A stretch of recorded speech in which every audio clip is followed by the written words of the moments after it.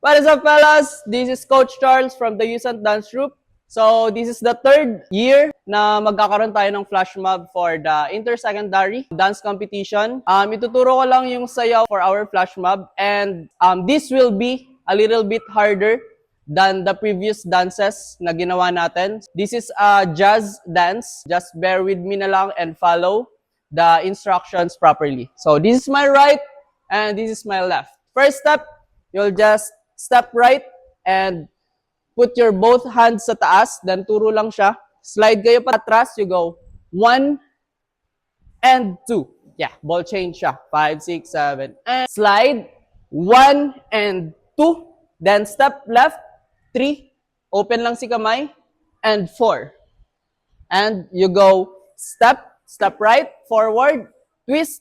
Then you go 7, 8, and 1. You go 2. Open siya. Again, from the top, you go 1 and 2, left and right, 5, 6, 7, 8, and 1, 2. You go 3 to the left and 4, wave, down, 6, ball change. Yeah. Step right forward. Then you go, wave, step left forward. Then you go kickball change, right and ta. Then turn, 5, 6, and 7. Push ng right. 8. Close lang.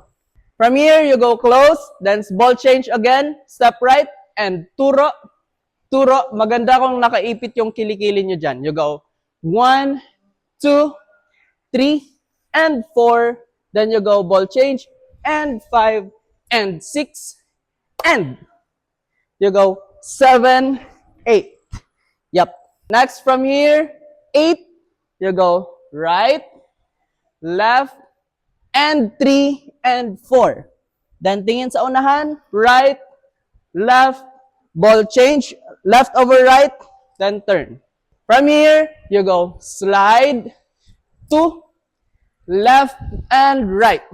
Then you go left, right, left, padiburi lang siya, and 7, 8. Next, from here, you go 1, 2, 3, 4, 5, 6, left, right. Wave lang, 8. Dire-diretso lang siya. You go 5, 6, and 7, 8. Then ball change, step left, cross the arms, open, cross, open. Then you go, and 5, 6, 7. You go 8E and 1. So that is it. Yun yung magiging flash mob natin for our inter-school dance battle on February 17. So this is the full dance video of the dance. Every time. Let's go.